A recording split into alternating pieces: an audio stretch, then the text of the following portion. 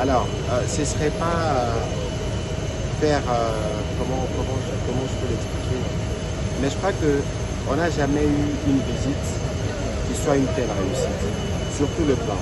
Donc, on est peut-être mal placé pour en parler, mais on a mobilisé au moins 1 à 2 millions de personnes, pas de blessés, pas d'incidents, pas de morts, pas d'accidents. C'est vous dire les détails qu'on a suivis à chaque étape pour nous assurer que cette visite soit historique. Elle était historique à plusieurs titres, dans l'organisation, donc dans la forme, mais aussi dans le fond, parce que le pape François a amené des messages qui ont été très clairs. D'abord avec la classe politique, ensuite avec la population à travers la messe, ensuite aux jeunes, ensuite à ceux qui nous encadrent spirituellement. Nous pensons qu'il y avait un avant et qu'il y aura sur tout le plan un après de la visite du pape François qui nous a véritablement marqué, que ce soit pour ceux qui devaient avoir des âmes raffermies ou pour ceux qui attendaient d'avoir un allié pour tous les combats auxquels la République démocratique du Congo.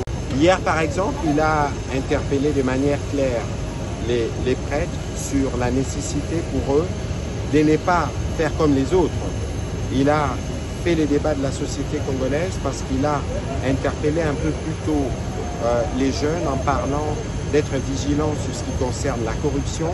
Heureusement que sur ces terrains, nous sommes déjà au front avec notamment l'IGF et tous les services de contrôle qui sont mis en place. Il a interpellé les Congolais sur ce que nous sommes, un pays diamant.